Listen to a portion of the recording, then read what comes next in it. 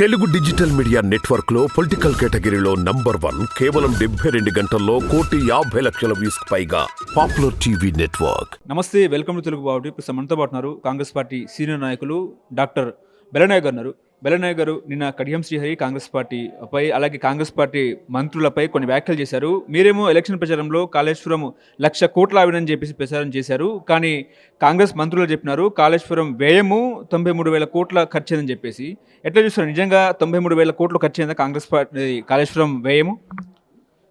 ముందు Kaleshwaram project redesign చేసింది దేనికోసం?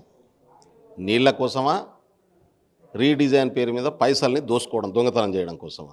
అంటే నిన్న మా మంత్రులు చేసినటువంటి మంత్రులందరూ కూడా 4 వెళ్ళారు, ఫీల్డ్లో చూశారు. దాంతో అర్థమైంది ఏంటంటే కాళేశ్వరం పేరు మీద నీళ్లు తీసుకొచ్చి 1,00,000 ఎకరాలకు కూడా నీళ్ళు ఇవ్వలేదు. కేసీఆర్ గారు మిగతా వాళ్ళు చెప్తున్నారు మొత్తం తెలంగాణ అంతా సస్యశ్యామలం కాళేశ్వరం అయింది. మనం నీళ్లు తాగుతున్నాం అంటే కాళేశ్వరం ద్వారానే, ఒడ్లు పండిస్తున్నాం అంటే కాళేశ్వరం ద్వారానే భ్రమలు క్రియేట్ చేశారు. కానీ నిన్న అడిగి పోయిన తర్వాత తెలిసింది ఇప్పటిదాకా కాళేశ్వరానికి వచ్చిందే జస్ట్ 1,00,000 ఎకరాలు, 97,000 ఎకరాలు. కానీ వాస్తవంగా కాళేశ్వరం పైసలు తినడం కోసం చేశారు. మేమేమంటున్నామంటే ఇరిగేషన్ డిపార్ట్మెంట్ ద్వారా చేపట్టినటువంటి ప్రాజెక్టుల పేరు మీద 1,00,000 కోట్లు తిన్నారని చెప్తున్నాం. కాళేశ్వరాన్ని ఎందుకు సింబాల్గా చెప్తున్నాం అంటున్నట్టే కాళేశ్వరం అంటే జనాలకు మైండ్లకు రీచ్ చేయించారు వాళ్ళు. కాళేశ్వరం ఎందుకు, కాళేశ్వరం కాళేశ్వరం కాళేశ్వరం అని.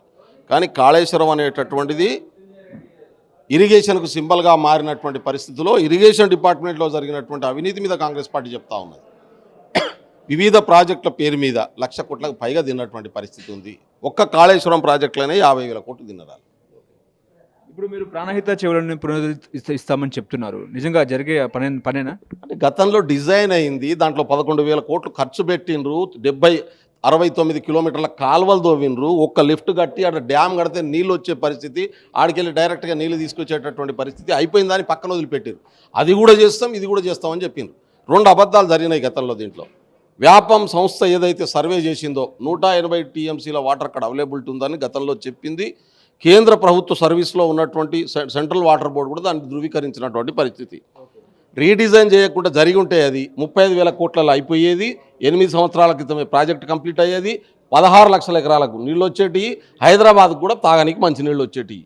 కానీ ఇదంతా మేం చేసిపోయిన దాన్ని రీడిజైన్ చేసి పైసలంతా దోసుకునే పని వాళ్ళు పెట్టుకున్నారు. ఈ పోనీ రీడిజైన్ ప్రకారమైన పక్కా నిర్మాణం చేసిండ్రా అంటే అది లేదు.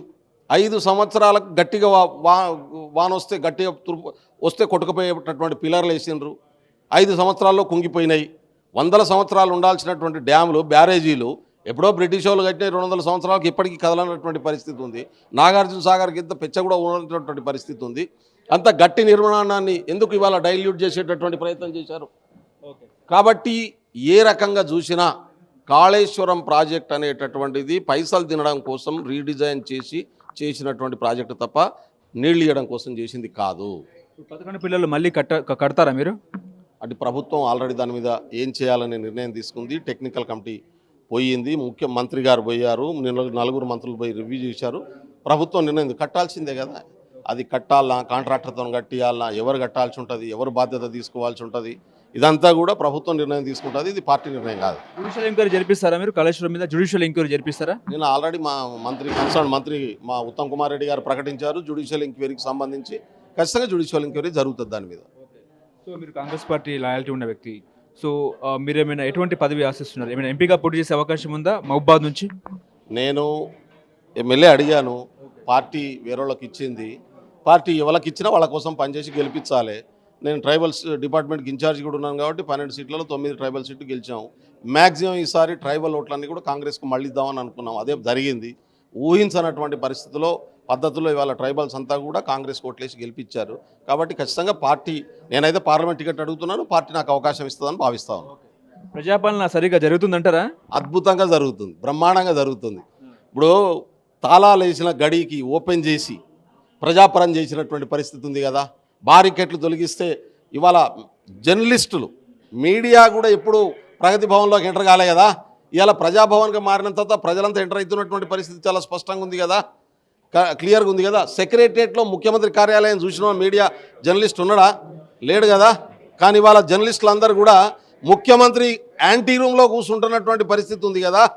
ఈ మార్పు ప్రజాపాలనకు సింబల్ కదా. రేవంత్ రెడ్డి గారు ముఖ్యమంత్రి అయిన తర్వాత ప్రతి సామాన్యుడు నేనే ముఖ్యమంత్రి అనేటటువంటి ఒక పరిస్థితి రాష్ట్రంలో వచ్చింది. ఇప్పుడు కాంగ్రెస్ అప్లికేషన్ ఫామ్లు అమ్ముకుంటారని చెప్పేసి బయట ప్రచారం జరుగుతుంది. నిజమే అంటారా? అభ్యాసం అప్లికేషన్ ఫామ్లు ఎక్కడ పడితే అక్కడ అప్లికేషన్ ఫామ్లు దొరుకుతున్నాయి. దాన్ని అమ్ముకోవడం ఏంటంటే నాకు అర్థం కాదు. సోషల్ మీడియాలో దొరుకుతున్నాయి, ఈడ పడితే అక్కడ దొరుకుతున్నాయి. జిరాక్స్ తీసుకొని పోయి ఫిలప్ చేసి ఇవ్వచ్చు.